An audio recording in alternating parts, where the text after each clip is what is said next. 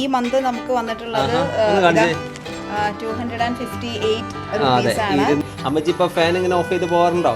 ഇല്ല.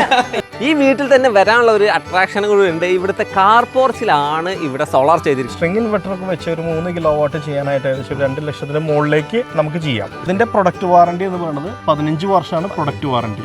Performance warranty 25 വർഷം. 25 3,20,000 അതേപോലെ 2,45,000 78,000 എന്നുള്ള സബ്സിഡി അവൈലബിൾ ആണ്. ഫ്യൂച്ചർ എന്ന് പറയുമ്പോൾ ഒരിക്കലും സബ്സിഡിയും അതൊന്നുമില്ല. നമ്മുടെ കറണ്ട് ബില്ല് സീറോ ആക്കുക, ടെൻഷൻ ഇല്ലാതെ ഉപയോഗിക്കുക.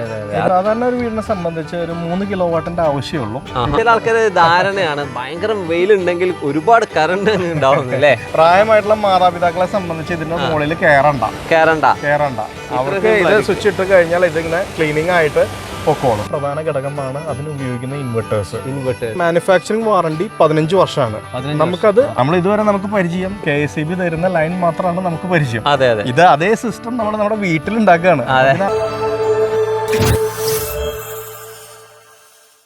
ഹായ് ഫ്രണ്ട്സ്, വീടുകളിൽ കറണ്ട് ബില്ല് കൂടിക്കൂടി വരിക, എന്തെങ്കിലും പരിഹാരമുണ്ടോ എന്നാണ് പലരും ചോദിച്ചുകൊണ്ടിരിക്കുന്നത്. നമ്മളൊരു വീട്ടിൽ വന്നിരിക്കുകയാണ്, ഏകദേശം 10,000 രൂപയോളം കറണ്ട് ബില്ല്, ഇലക്ട്രിസിറ്റി ബില്ല് വന്നിരിക്കുന്ന വീട്ടിൽ ഇതാ ഈ മാസം വെറും 248 രൂപ. എങ്ങനെ അത് സാധിച്ചു എന്നല്ലേ? അതെ, ആ വിദ്യ സോളാർ കൊണ്ട് മാത്രമേ സാധിക്കുള്ളൂ. സോളാർ എനർജി ഉപയോഗിച്ചിട്ടാണ് കറണ്ട് ബില്ല് ഇങ്ങനെ കുറച്ചിരിക്കുന്നത്. നമ്മളിത് പരിചയപ്പെടുത്താൻ വേണ്ടി ഇന്നും വന്നിരിക്കുന്നത് പാലക്കാടാട്ടോ, അലനല്ലൂരുള്ള ഒരു വീട്ടിൽ തന്നെയാണ്. നമുക്ക് നേരെ വീട്ടിൽ കയറിയിട്ട് തന്നെ കാര്യങ്ങൾ ചോദിക്കണം. വീടുമായിട്ട് ബന്ധപ്പെട്ടുള്ള ഒരുപാട് അറിവുകൾ നമ്മുടെ പേജിലും ചാനലിലും ഉണ്ട് കേട്ടോ.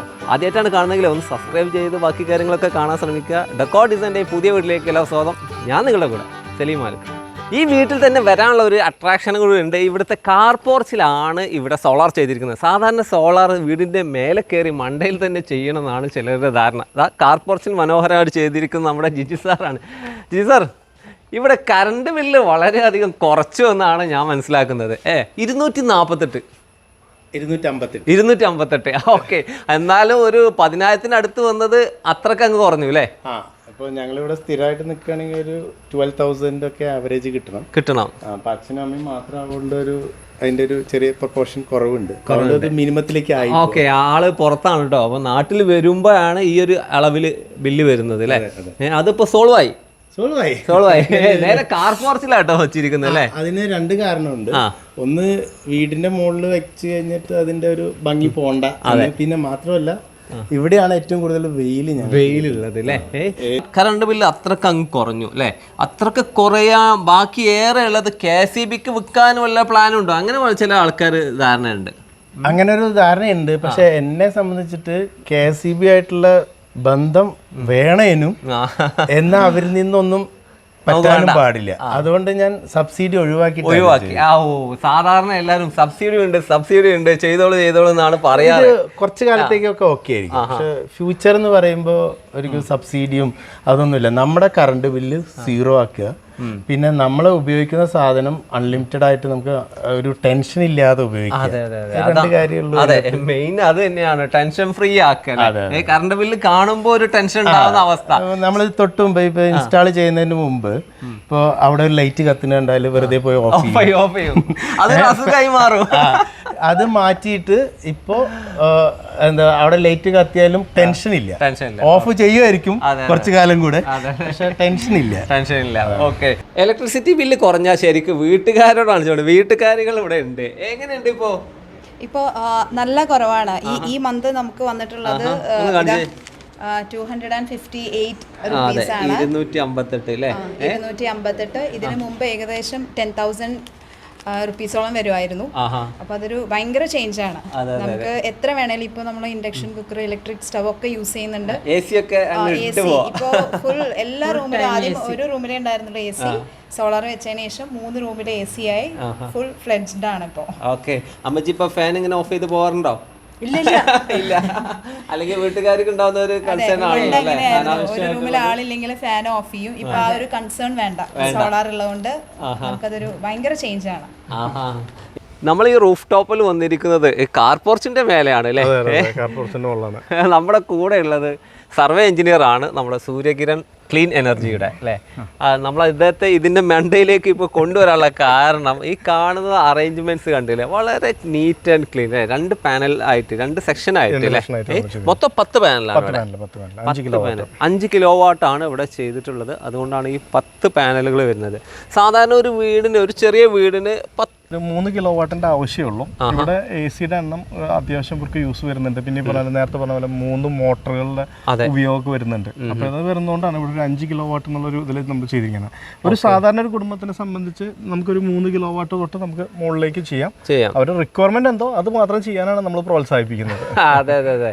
എൻ്റെ ഒരു കൺസേൺ എന്ന് വെച്ചാൽ അവിടെ എത്രയാണോ കറണ്ട് ബില്ല് വരുന്നത് അത് വെച്ചിട്ട് അതിന്റെ അനുപാതത്തില് അത് ഞാൻ പറഞ്ഞ സാധാരണ ഒരു കുടുംബത്തില് സാധാരണ കുടുംബം എന്നൊക്കെ പറയുമ്പോൾ അങ്ങനെ ഹൈഫൈ എന്നുള്ള രീതിയിൽ നമ്മൾ പറയുന്നില്ല. സാധാരണ ഒരു കുടുംബത്തെ സംബന്ധിച്ച് 3 കിലോ വാട്ട് പ്ലസ് നമുക്ക് അതെ. അപ്പോൾ നമ്മളൊരു കസ്റ്റമറെ കിട്ടിക്കഴിഞ്ഞാൽ നമ്മൾ ആദ്യം അവരോട് സംസാരിക്കുന്നവരോട് അവരുടെ കറണ്ട് ബില്ലാണ് ആദ്യം ചോദിക്കുന്നത്. അപ്പോൾ കറണ്ട് ബില്ല് എടുത്തു കഴിഞ്ഞാൽ നമുക്ക് അതിൽ ഏകദേശം എത്രമാത്രം യൂണിറ്റ് അവർ യൂസ് ചെയ്യുന്നുണ്ട്, കൺസ്യൂം ചെയ്യുന്നുണ്ടെന്നുള്ളതനുസരിച്ചാണ് നമ്മൾ അവർക്ക് പ്രപ്പോസ് ചെയ്യുന്നത്. പിന്നെ ഒരിക്കലും ബിസിനസിന്റെ പർപ്പസ് ആയിട്ട് കൂട്ടി പറയുന്ന പരിപാടി നമ്മൾ ചെയ്യാറില്ല. അതെ, ഇതിപ്പോ കുറെ കൂട്ടേണ്ട ആവശ്യം, നമുക്ക് അടുത്ത സൈറ്റിൽ ഇത് ക്ലിയർ ചെയ്യാവുന്നേ ഉള്ളൂ. എണ്ണം ഇവിടെ 5 പാനൽ വെച്ചിട്ടുണ്ട്. ഇതിന്റെ ഒരു പ്രത്യേക ഷേപ്പിലാണ് വെച്ചിരിക്കുന്നത്. ചില റൂഫ് പല വീടുകൾ ഇപ്പോൾ പല ഷേപ്പിലാണ് ഇന്നത്തെ കാലത്ത്. അപ്പൊ നമ്മൾ എക്സ്ട്രാ സ്ലോപ്പ് സെറ്റ് ചെയ്യാറുണ്ട് അല്ലേ, സെപ്പറേറ്റ് ആയിട്ടുള്ള സ്ട്രക്ചർ പണിത്. ഇവിടെ ഇപ്പോൾ ഈ കാർ പോർച്ച് ഒരു ആർച്ച് ഷേപ്പിലാണ്, പക്ഷെ ഇതിനെ നമ്മൾ വേറെ രീതിയിലാണ് സെറ്റ് ചെയ്തത് അല്ലേ. അപ്പൊ കാർ പോർച്ചിന്റെ ഷേപ്പിൽ തന്നെ അത് സെറ്റ് ചെയ്ത് കഴിഞ്ഞാൽ അത് പറ്റില്ല. കാരണം എന്താ വെച്ചിട്ടുണ്ടെങ്കിൽ നമുക്കിത് സോളാർ വെക്കുമ്പോൾ പ്രധാനമായിട്ടും വേണ്ടത് നമുക്ക് തെക്ക് സൗത്ത് ഫേസ് ചെയ്തിട്ടാണ് നമുക്ക് വെക്കേണ്ടത്. അത് വെക്കുമ്പോൾ നമ്മൾ ഏകദേശം നമ്മൾ അതിനൊരു ഡിഗ്രി ചൂസ് ചെയ്യുമ്പോൾ 10 മുതൽ 12 ഡിഗ്രി വരെയാണ് നമ്മൾ നോർമലായിട്ട് ചൂസ് ചെയ്യുന്നത്. ആ സമയം ആ ഒരു ഡിഗ്രിയിൽ ചൂസ് ചെയ്ത് കഴിഞ്ഞാൽ നമ്മുടെ പ്രൊഡക്ഷൻ കൂടും. പിന്നെ നമുക്ക് വേണ്ടത് ഭയങ്കര എന്താ പറയുക ചൂടുള്ള ഇതല്ല നമുക്ക് വേണ്ടത്. അതായത് ചില ആൾക്കാർ ധാരണയാണ് ഭയങ്കര വെയിലുണ്ടെങ്കിൽ ഒരുപാട് കറണ്ട് ഉണ്ടാവുന്നില്ലേ, അത്ര വേണ്ട. നമുക്ക് വേണ്ടത് വെളിച്ചമാണ്, ഇന്റൻസിറ്റി നമുക്ക് വേണ്ടത്. ആ വെളിച്ചത്തിനനുസരിച്ചാണ് ഉണ്ടാവുന്നത്. അപ്പൊ ചൂട് കൂടിയതിന്റെ പേരിൽ നമ്മുടെ പ്രൊഡക്ഷൻ കൂടാൻ സാധ്യതയില്ല, കുറയാനേ സാധ്യതയുള്ളൂ. പക്ഷെ വെളിച്ചം അത് പ്രോപ്പറായിട്ട് കിട്ടണം നിർബന്ധമുണ്ട്. ഓക്കെ നമ്മളുള്ളത് റൂഫ് ടോപ്പിലാണ്. അതിൽ ശ്രദ്ധിക്കേണ്ട കാര്യം വെളിച്ചം എന്ന് പറഞ്ഞപ്പോൾ ഇതിപ്പോ ഇവിടെ പാനലുകളുണ്ട്. ചെറിയ ഒരു കാക്ക വന്ന് ഇവിടെ ചെറിയ ഒരു കാഷ്ടം വന്നു കഴിഞ്ഞാൽ അത് ഇതിനെ ബാധിക്കുമോ? അതെന്ന് വെച്ചിട്ടുണ്ടെങ്കിൽ നമ്മൾ കൃത്യമായിട്ട് നമ്മൾ റെക്കമെൻഡ് ചെയ്യണം. നമ്മുടെ കസ്റ്റമേഴ്സിനോടൊക്കെ നമ്മൾ കൃത്യമായിട്ട് പറയാറുണ്ട്, ഓരോ 15 ദിവസം കൂടുമ്പോഴെങ്കിലും പാനൽ കൃത്യമായിട്ട് കയറി കഴുകണം. ഇവിടെ തന്നെ ഇവിടുത്തെ സാറ് ഭൂരിഭാഗം സമയം വെളിയിലാണ് ഉള്ളത്. പ്രായമായിട്ടുള്ള മാതാപിതാക്കളാണ് ഇവിടെ ഉള്ളത്. അപ്പൊ അവരെ സംബന്ധിച്ച് ഇതിന്റെ മുകളിൽ കയറി വാക്ക് വരാൻ മുകളിൽ കയറി വെള്ളം ബക്കറ്റൊക്കെ കൊണ്ട് ക്ലീൻ ചെയ്യാൻ അത്ര എളുപ്പമല്ല. അപ്പൊ ആ ഒരു സൗകര്യത്തിന് വേണ്ടിയിട്ടാണ് നമ്മളിവിടെ ഒരു സ്പ്രിംഗ്ലർ സിസ്റ്റം കൂടി നമ്മൾ ഇൻസ്റ്റാൾ ചെയ്ത്. സ്പ്രിംഗ്ലർ ഇതിൽ എങ്ങനെയാണ് ക്ലീനിങ്? നമുക്ക് ഇതിന്റെ ജസ്റ്റ് താഴെ നിന്ന് ഇതിന് ജസ്റ്റ് ഒരു സ്വിച്ച് മാത്രം ഇട്ടാൽ മാത്രമേ വാഷിംഗ് സ്റ്റാർട്ട് ചെയ്തു. വാഷിംഗ് ആയി, അത്ര സിമ്പിൾ ആണ്. അതെ. അപ്പൊ പ്രായമായിട്ടുള്ള മാതാപിതാക്കളെ സംബന്ധിച്ച് ഇതിന്റെ മുകളിൽ കയറണ്ട. അവർക്ക് ഇത് സ്വിച്ച് ഇട്ട് കഴിഞ്ഞാൽ ഇതിങ്ങനെ ക്ലീനിങ് ആയിട്ട് പൊക്കോളും. നമ്മള് റെക്കമെൻഡ് ചെയ്യേണ്ടത് ഡെയിലി കുറച്ച് നേരം ഇത് ഓൺ ആക്കി കൊടുക്കുന്നത് ഓട്ടോ വാഷ് ആയിക്കോളും. വെള്ളം ഇങ്ങനെ നനഞ്ഞുകൊണ്ട് നമ്മുടെ പവർ നഷ്ടപ്പെടില്ലല്ലോ. ഇല്ല ഒന്നും സംഭവിക്കാൻ പോകുന്നില്ല. പവർ ക്ലീൻ ആയി കിടന്ന പാനൽ എത്രമാത്രം ക്ലീൻ ആയി കിടക്കുന്നു അത്രമാത്രം പ്രൊഡക്ഷൻ ഹെൽപ്പ് ചെയ്യുന്നു. അതായത് ഇതിനകത്ത് വരുന്ന ഡസ്റ്റ് മാക്സിമം റിമൂവ് ചെയ്യാനുള്ള ഉദ്ദേശത്തിലാണ്. മാത്രമല്ല ബേർഡ് ഡ്രോപ്പിംഗ്സ് എല്ലാം കാഷ്ടം ഇതെല്ലാം ഒക്കെ അതിൽ വൈപ്പ് ഔട്ട് ആയി പോകും. അതെ, ഡെയിലി ചെയ്യാണ് ഏറ്റവും ബെറ്റർ. അതാണ് ഇതിൽ സെറ്റ് ചെയ്തിട്ടുള്ളത്. ഇനിയിപ്പോ ഇതല്ല, ഒരു 15 ഡേയ്സിൽ നേരത്തെ പറഞ്ഞ പോലെ നന്നായിട്ട് ക്ലീൻ ചെയ്ത് അങ്ങനെയും മെയിൻറ്റെയിൻ ചെയ്യാം. എല്ലാവർക്കും ഇതൊരു അഫോർഡബിൾ ആവണമെന്നില്ല. അപ്പൊ നമുക്ക് അങ്ങനെയും ക്ലീൻ ചെയ്യാം, കുഴപ്പമില്ല. അപ്പൊ നമ്മൾ പറയുന്നത് ജസ്റ്റ് ഒരു മോപ്പ് എടുത്തിട്ട് കുറച്ച് വെള്ളം ഒഴിക്കുക, മോപ്പ് എടുത്തിട്ട് ഒന്ന് ക്ലീൻ ചെയ്താൽ മാത്രം മതി. പിന്നെ വല്ലാണ്ട് പൊടി ഉണ്ടെങ്കിൽ ഒരല്പം ഷാമ്പു ഉപയോഗിച്ചാൽ നല്ലത്, ഇല്ലെങ്കിലും കുഴപ്പമില്ല. നമുക്ക് മോപ്പിട്ട് വെറുതെ വെള്ളം ഒഴിച്ച് ക്ലീൻ ചെയ്താൽ മാത്രം മതി. ഓക്കെ, ഞാൻ നേരത്തെ പറഞ്ഞിരുന്നു നല്ലൊരു മെയിൻ്റെനൻസ് ചെയ്ത് കൊണ്ടുപോകുന്ന ടീമാണ് വേണ്ടത്. ശരിക്കും ഇത് ഫിക്സ് ചെയ്ത് കഴിഞ്ഞാൽ എന്തൊക്കെ മെയിൻ്റെനൻസ് വരും ഇതിനകത്ത്? ഇതിന് പ്രധാനമായിട്ട് മെയിൻ്റെനൻസ് വരുന്നത് എന്താണെന്ന് വെച്ചിട്ടുണ്ടെങ്കിൽ നമ്മൾ ഈ പറഞ്ഞ ക്ലീനിങ് നിർബന്ധമായും വേണം. രണ്ടാമത്തെ എന്ന് പറഞ്ഞാൽ നമ്മളിത് ഈ ഇൻസ്റ്റാൾ ചെയ്യുന്നത് എല്ലാം വെയിലത്ത് കിടക്കുന്ന ഐറ്റംസ് ആണ്. അപ്പം നമ്മുടെ ഇതിന്റെ വയേഴ്സ് ഒക്കെ ഇതിന്റെ MC4 കാര്യങ്ങളൊക്കെ ചെറുതായിട്ടൊന്ന് ലൂസ് കണക്ഷൻ വരാൻ സാധ്യതയാണ് പറയണേ, ഉറപ്പല്ല. അപ്പൊ അതൊക്കെ ഒന്ന് നമ്മൾ ഒരു 3 മാസം കൂടുമ്പോഴൊക്കെ ഒന്ന് ഒന്ന് വന്നിട്ട് അതൊക്കെ ഒന്ന് പഴയ പോലെ ഒന്ന് ലോക്കിംഗ് സിസ്റ്റത്തിലേക്ക് ഒന്ന് ഇൻസേർട്ട് ചെയ്തിരുന്നത് ഒരു മെയിൻ്റനൻസിൻ്റെ പാർട്ടായിട്ട് വരും. രണ്ടാമത്തത് ഈ പാനലൊക്കെ കാറ്റ് പിടിക്കുന്നതുകൊണ്ട് തന്നെ ഈ ക്ലാമ്പുകളൊക്കെ ഒന്ന് ജസ്റ്റ് ചെറുതായിട്ടൊന്ന് ലൂസ് ആവാനൊക്കെ സാധ്യതയുണ്ട്. എല്ലാം ഞാൻ സാധ്യതകളാണ് പറയുന്നത്. അപ്പോൾ സാധ്യതകളുണ്ടെങ്കിൽ നമ്മളത് വന്ന് വീണ്ടും ഒന്ന് റീചെക്ക് ചെയ്ത് അതേപോലെ തന്നെ നമ്മുടെ മീറ്റർ ബോർഡൊക്കെ ഒന്ന് അവിടെ ചെന്ന് അവിടുത്തെ ഡസ്റ്റും കാര്യങ്ങളൊക്കെ ഒന്ന് ക്ലീൻ ചെയ്യുക. ഇതൊക്കെയാണ് ഒരു മേജർ മെയിൻ്റനൻസ്. എനിക്ക് തോന്നുന്നു മറ്റൊരു മെയിൻ്റനൻസ് എന്ന് വെച്ചാൽ നമുക്ക് ഇതുപോലുള്ള പാനൽ സ്റ്റാർട്ടിങ്ങിൽ എടുക്കുന്ന പവർ അത് വർഷം കഴിയുന്തോറും കുറഞ്ഞു വരാം, അങ്ങനത്തെ കാര്യങ്ങൾ. അതായത് പാനലിനെ സംബന്ധിച്ച് നമ്മളൊരു സിലിക്കോൺ ഇമ്പോർട്ടഡ് സിലിക്കോൺ വെച്ചെടുക്കുന്ന പാനലാണെങ്കിൽ അതിന്റെ ഡീഗ്രഡേഷൻ പൊതുവെ കമ്പാരിറ്റീവ്ലി കുറവായിരിക്കും. ഓക്കെ അപ്പം നമുക്ക് നിവൃത്തി ഉണ്ടെങ്കിൽ ഇമ്പോർട്ടഡ് സിലിക്കോണുള്ള പാനൽസ് നമുക്ക് സബ്സിഡി ഒഴിവാക്കിക്കൊണ്ട് ചെയ്യാൻ പറ്റിയല്ല, നിവൃത്തി ഉണ്ടെങ്കിൽ നമുക്കത് ചെയ്യാം. സബ്സിഡിയിൽ അത് കിട്ടില്ല. ഇപ്പൊ സോളാർ വെക്കുകയാണെങ്കിൽ എന്തായാലും റൂഫ് ടോപ്പിൽ വെക്കണം. അത്രയും ഒരു ഹൈറ്റിൽ ഒന്ന് സേഫ്റ്റിക്കും അതുപോലെ തന്നെ ഈ ആവശ്യത്തിനുള്ള വെളിച്ചം, അതിൽ വേറെ ഷെയ്ഡ് വരരുത് അല്ലേ. ഇലകൾ ഒരു ഇല വീണ് കഴിഞ്ഞാൽ വരെ ആ സോളാർ എനർജിയെ ബാധിക്കും. അതായത് നമുക്ക് ഇതിൽ ശരിക്കും പറഞ്ഞാൽ സോളാറിനെ സംബന്ധിച്ച് പാനല് നമുക്കൊരു പ്രധാന ഘടകമാണ്. പക്ഷെ പാനലിനേക്കാളും വളരെ പ്രധാന ഘടകമാണ് അതിന് ഉപയോഗിക്കുന്ന ഇൻവെർട്ടേഴ്സ്. അപ്പോൾ ഇൻവെർട്ടേഴ്സ് നമ്മൾ ഇവിടെ ഉപയോഗിച്ചിരിക്കുന്നത് IQ8P എൻഫേസ് എന്ന് പറഞ്ഞ കമ്പനിയുടെ മൈക്രോ ഇൻവെർട്ടറാണ് നമ്മളിവിടെ യൂസ് ചെയ്തിരിക്കുന്നത്. അപ്പോൾ ഇവിടെ ഇപ്പോൾ 10 പാനൽ കാണാം. നമുക്കിവിടെ 10 പാനലിൽ 10 ഇൻവെർട്ടേഴ്സ് ആണ് നമുക്കിത് വരുന്നത്. ഇതാണ് അതിന്റെ ഇൻവെർട്ടേഴ്സ്. ഓക്കെ, 10 എണ്ണം വെച്ചിട്ടുണ്ട്. അപ്പോൾ നമുക്ക് ഇൻവെർട്ടേഴ്സ് നമുക്ക് പ്രധാനമായിട്ട് 2 രീതിയിലാണ് ഉള്ളത്. മൈക്രോ ഇൻവെർട്ടറും ഉണ്ട്, സ്ട്രിങ് ഇൻവെർട്ടറും ഉണ്ട്. സ്ട്രിങ് ഇൻവെർട്ടർ എന്ന് പറഞ്ഞാൽ ട്രഡീഷണൽ ആയിട്ടൊരു നമ്മുടെ കേരളത്തിൽ ഒരു 80% ആളുകൾ ഇന്ന് സ്ട്രിങ് ഇൻവെർട്ടേഴ്സ് വെച്ചാണ് ചെയ്യുന്നത്. അതാണ് എക്കണോമിക്കലി പൊതുവെ എല്ലാവർക്കും അഫോർഡബിൾ ആയിരിക്കുക. പക്ഷേ ഈ സ്ട്രിങ് ഇൻവെർട്ടറും മൈക്രോ ഇൻവെർട്ടറും തമ്മിൽ ഒരുപാട് വ്യത്യാസങ്ങളുണ്ട്. മൈക്രോ ഇൻവെർട്ടർ അതിന്റെ ഒരു എമൗണ്ട് മുടക്കാൻ ആ ഒരു ഇൻവെസ്റ്റ്മെന്റ് ആണ് തുടക്കത്തിൽ വരുന്നത്. പക്ഷെ ലോങ് ടേം റണ്ണ് നോക്കുമ്പോൾ എന്തുകൊണ്ടും നല്ലത് മൈക്രോ ഇൻവെർട്ടറാണ്. അത് പ്രൊഡക്ഷനോണ്ട് ഒരുപാട് ഗുണമുണ്ട്. അതേപോലെ തന്നെ ഇപ്പം നേരത്തെ ചോദിച്ചൊരു ചോദ്യം ഉണ്ടല്ലോ, ഇപ്പോൾ ഒരു ഇല വീണ് കിടക്കുകയാണെന്നുണ്ടെങ്കിൽ ഇപ്പോൾ അതൊരു സ്ട്രിങ് ഇൻവെർട്ടറിൻ്റെ കൺസെപ്റ്റിലേക്ക് പോവുകയാണെന്നുണ്ടെങ്കിൽ ആ ഒരു പ്രോബ്ലം ഉണ്ട്. ആ ഒരു ഇല വീണ് കിടക്കുന്ന പോർഷനിൽ ആ പാനലിൻ്റെ അതിനോട് സീരിയസ് ആയിട്ട് കണക്ട് ചെയ്യുന്ന എല്ലാ പാനലിൻ്റെയും ആ പ്രൊഡക്ഷൻ അത് ബാധിക്കും. ഈ മൈക്രോ ഇൻവെർട്ടറിലാണെങ്കിൽ ആ കിടക്കുന്ന ആ ഒറ്റ പോർഷനിൽ പാനൽ, ഇത് ഹാഫ് കട്ട് പാനലാണ്, ആ ഹാഫ് പോർഷനെ മാത്രമാണ് ആ നേരിൽ ബാധിക്കത്തുള്ളൂ. ബാക്കിയുള്ള ഇപ്പോൾ ഇതിപ്പോൾ 10 പാനൽ എന്ന് പറയുമ്പോൾ 20 പോർഷൻ ഉണ്ട്, 19 പോർഷൻ പ്രോപ്പറായിട്ട് നമുക്കിത് വർക്ക് ചെയ്യും.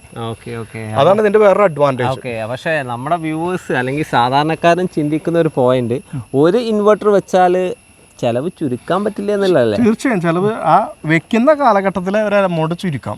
പിന്നെ സ്ട്രിങ് ഇൻവെർട്ടറിന്റെ വേറൊരു ഇതെന്ന് വെച്ചിട്ടുണ്ടെങ്കിൽ ഇതിന്റെ വാറണ്ടി എന്ന് പറയുന്നത് നമുക്ക് മാക്സിമം പോയാൽ കിട്ടുന്നത് 10 വർഷമാണ്. 10 വർഷമാണ്.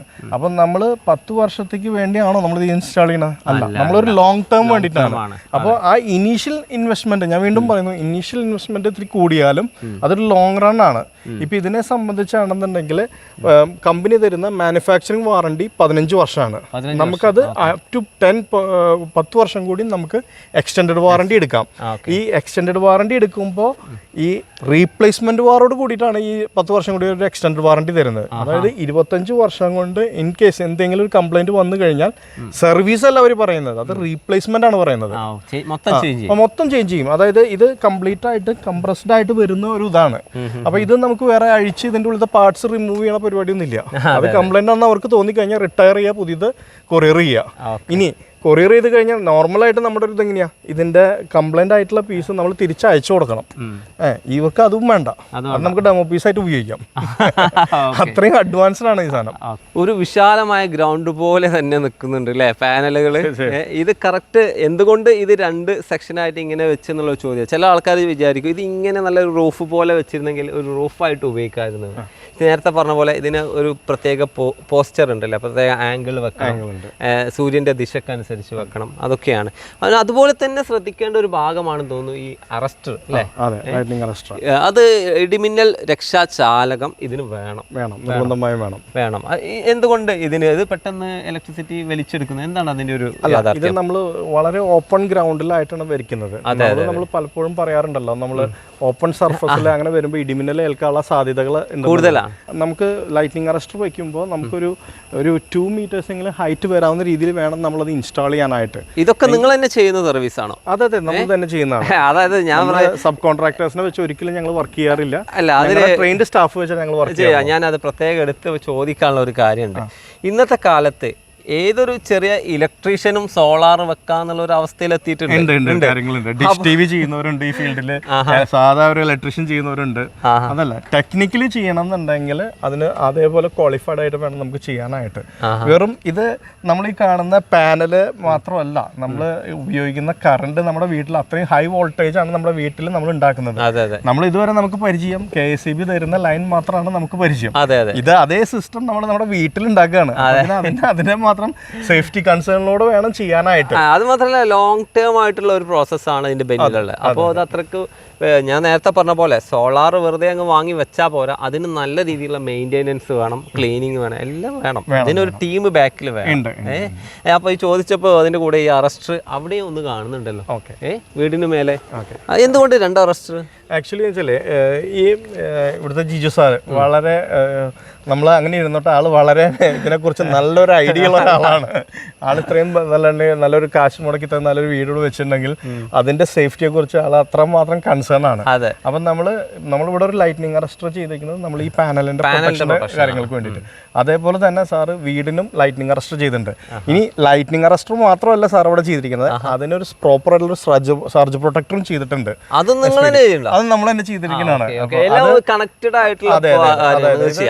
പൊതുവെ എല്ലാവർക്കും ഒരു ധാരണയുണ്ട്, നമ്മളിങ്ങനെ ഹൈറ്റ് കൂടിയ സ്ഥലങ്ങൾ അങ്ങനെയുള്ളവർക്ക് ഒരു ലൈറ്റ്നിങ് അറസ്റ്റർ മാത്രം വെച്ച് കഴിഞ്ഞാൽ നമ്മുടെ വീടിന് കംപ്ലീറ്റ് പ്രൊട്ടക്ഷൻ ആയി എന്നാണ് പൊതുവെ എല്ലാവരുടെയും ധാരണ. അല്ല, ഒരിക്കലും ലൈറ്റ്നിങ് അറസ്റ്റർ വെച്ച് കഴിഞ്ഞാൽ നമുക്ക് ഇടിമിന്നൽ മൂലം ഉണ്ടാകുന്ന സർജിന് ഒരു പ്രൊട്ടക്ഷൻ ആണ്.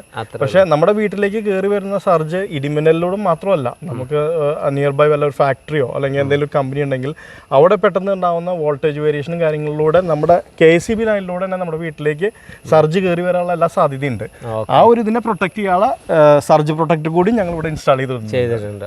KSEB ഒരുപാട് സപ്പോർട്ട് ചെയ്തിട്ട് തന്നെയാണ് സോളാറിനെ സപ്പോർട്ട് ചെയ്യുന്നുണ്ട്. പക്ഷേ സെൻട്രൽ ഗവൺമെന്റുകളാണ് ഇതിന് വേണ്ട സർവീസ് കാര്യങ്ങളൊക്കെ ചെയ്യുന്നത്. ശരിക്കും അത് സാധാരണക്കാരന് അത് സെലക്ട് ചെയ്യുമ്പോൾ ഗുണമായിട്ടാണ് വരുന്നത്, ദോഷമായിട്ടാണ് വരുന്നത്? ആക്ച്വലി സെൻട്രൽ ഗവൺമെന്റിന്റെ പോളിസി പ്രകാരമാണ് നമുക്ക് ഈ സബ്സിഡികൾ തരുന്നത്. അത് ഒരു 3 കിലോവാട്ട് വരെ നമുക്ക് സബ്സിഡി, ഇപ്പോൾ 3 കിലോവാട്ട് വരെ ഉള്ളത് ഒരു 78,000 വരെ സെൻട്രൽ ഗവൺമെന്റ് സബ്സിഡി അനുവദിക്കുന്നുണ്ട്. ആ സബ്സിഡി തരുന്നത് കൊണ്ട് തന്നെ സാധാരണക്കാരനെ സംബന്ധിച്ച് സോളാറിനെ കുറിച്ചൊന്ന് ചിന്തിക്കാവുന്നതാണ്. മുമ്പായിരുന്നെങ്കിൽ അത്രമാത്രം പറ്റില്ലായിരുന്നു. ഇപ്പോൾ സബ്സിഡി ഉള്ളത് കൊണ്ട് സാധാരണക്കാരനും വീട്ടിൽ കറണ്ട് ബില്ല് അടച്ച് ആ ഒരു നെഞ്ചുവേദന വരുന്ന ഇതാണ് സബ്സിഡി കിട്ടിയിട്ട് അത് വെച്ചിട്ട് ആ ഒരു കറണ്ട് ബില്ലിനെ കുറയ്ക്കാനായിട്ട് ആഗ്രഹിക്കുന്ന ഒരുപാട് ആളുകൾ. അങ്ങനെയാണെങ്കിൽ ഞാൻ ചോദിക്കട്ടെ, മിനിമം എത്ര രൂപ ഇന്നത്തെ കാലത്ത് ഇതിന് ചെലവ് കാണണം? മിനിമം ഏറ്റവും ഒരു മീഡിയം റേറ്റിൽ നമ്മൾ നേരത്തെ പറഞ്ഞു, സ്ട്രിങ് ഇൻവെർട്ടർ ഉണ്ട്, മൈക്രോ ഇൻവെർട്ടർ ഉണ്ട്. സ്ട്രിങ് ഇൻവെർട്ടറൊക്കെ വെച്ച് ഒരു 3 കിലോവാട്ട് ചെയ്യാനായിട്ട് ഏകദേശം 2 ലക്ഷത്തിന് മുകളിലേക്ക് നമുക്ക് ചെയ്യാം. അത് നമുക്ക് എടുക്കുന്ന ക്വാളിറ്റി അനുസരിച്ചിരിക്കും.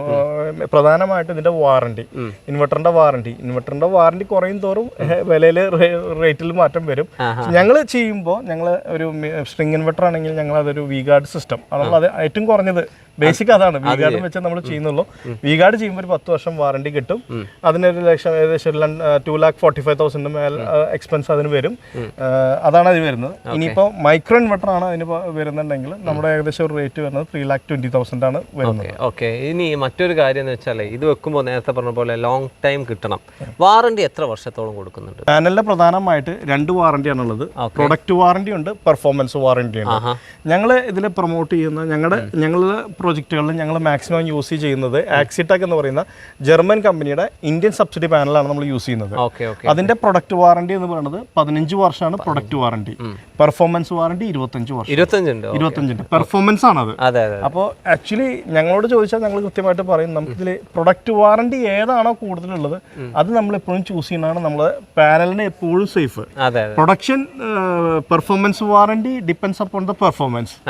അത് വാറണ്ടിയിൽ ഒരുപാട് ലൂപ്പ് ഹോൾസ് ഉണ്ട്. കൊടുക്കുന്നുണ്ട്. അപ്പോൾ എല്ലാവരും പറയണ്ടല്ലോ 25 വർഷം വാറണ്ടി 30 വർഷം വാറണ്ടി എന്നൊക്കെ എല്ലാവരും പറയും. പക്ഷെ ഞാൻ വീണ്ടും പറയുന്നു, പ്രൊഡക്റ്റ് വാറണ്ടി ഏതാണോ അതാണ് നിലവിൽ ഈ ആക്സിടെക് എന്ന് പറയുന്ന പാനലാണ് 15 വർഷത്തെ പ്രൊഡക്റ്റ് വാറണ്ടി കൊടുക്കുന്നത്. അതുകൊണ്ട് തന്നെ നമ്മൾ അത് പ്രൊമോട്ട് ചെയ്യുന്നു. പിന്നെ ഇൻവെർട്ടേഴ്സിൽ വരുമ്പോൾ സ്ട്രിംഗ് ഇൻവെർട്ടർ ആണെങ്കിൽ വി-ഗാർഡ് ആണ് നിലവിൽ ഏറ്റവും വാറണ്ടി കൊടുക്കുന്നത്, 10 വർഷം വാറണ്ടി കൊടുക്കുന്നുണ്ട്. ഈ മൈക്രോയിലേക്ക് വരാന്നുണ്ടെങ്കിൽ 15 ഇയേഴ്സ് ആണ് കമ്പനി തരുന്ന മാനുഫാക്ചറിങ് പ്രൊഡക്റ്റ് വാറണ്ടി. പിന്നെ ഞങ്ങൾ ഇവരുടെ ഗോൾഡൻ ഇൻസ്റ്റാളർ ആണ്. മൈക്രോ ഇൻവെർട്ടേഴ്സിന്റെ കഴിഞ്ഞൊരു വർഷം കൊണ്ട് നമ്മുടെ ഇൻസ്റ്റാളേഷൻ കൂടിയതിന്റെ പരമായിട്ട് കമ്പനി ഞങ്ങൾ അപ്ഗ്രേഡ് ചെയ്തത് എൻഫേസ് എന്ന് പറഞ്ഞ ഇതിന്റെ ഗോൾഡൻ ഇൻസ്റ്റാളറിലേക്ക് ഞങ്ങൾ അപ്ഗ്രേഡ് ചെയ്തു. അപ്പോൾ വളരെ നിസ്സാര ഒരു എമൗണ്ടിന് ഞങ്ങൾക്ക് ഞങ്ങളുടെ കസ്റ്റമേഴ്സിന് ഒരു 5 വർഷം കൂടി എക്സ്റ്റൻഡ് വാറണ്ടി കൊടുക്കാൻ പറ്റും. അങ്ങനെ 20 വർഷം 2 പേരാണ്. നമുക്കൊരു ടീമാണ്. ഒന്ന് ടെക്നിക്കൽ സൈഡ് നോക്കാനായിട്ട് ഡെനിറ്റ് വിൻസെന്റും ഉണ്ട്, നമ്മുടെ പ്രൊജക്ട് നോക്കാനായിട്ട് നമ്മുടെ ഡിനിഷ് ജെയ്ബോ അദ്ദേഹം വന്നിട്ടുണ്ട്.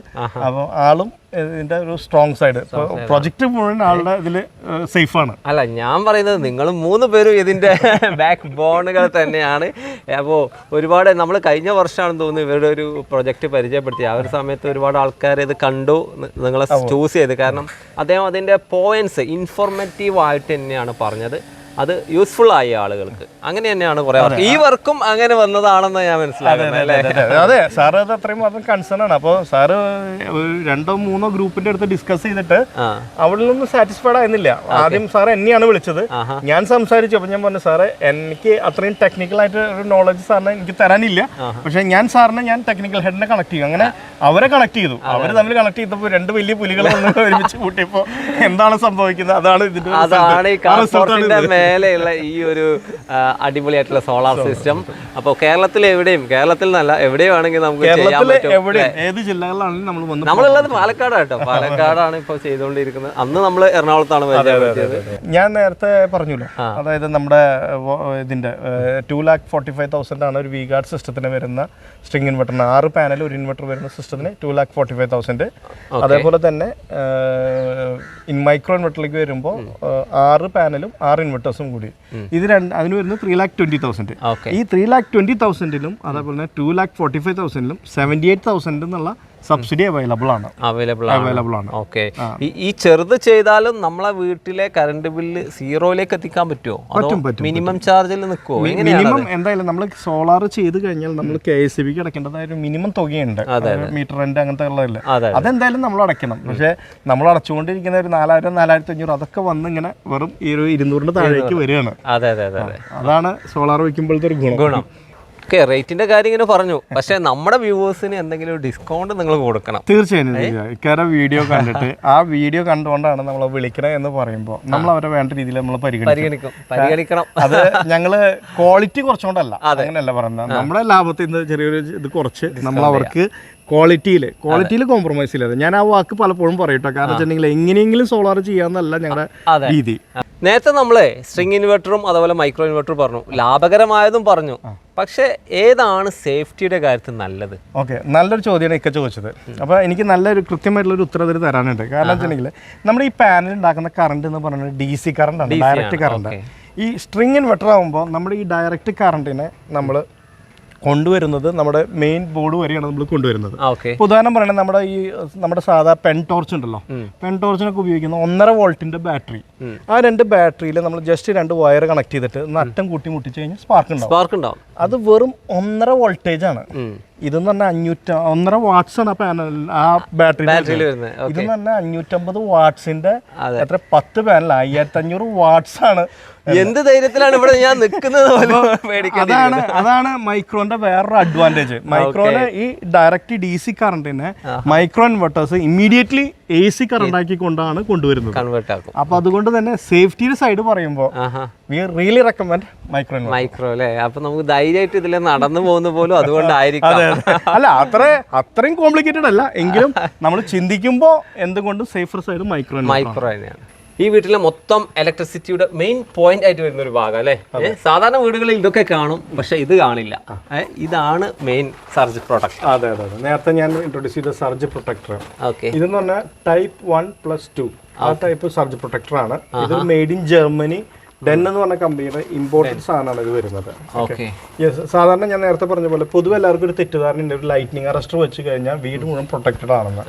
ലൈറ്റ്നിങ് അറസ്റ്റർ വെച്ച് കഴിഞ്ഞാൽ നമുക്ക് വരുന്ന ലൈറ്റ്നിങ്, അതായത് ഇടിമിന്നലിൽ നിന്ന് വരുന്ന സർജ് മാത്രമേ പ്രൊട്ടക്റ്റ് ആവുന്നുള്ളൂ.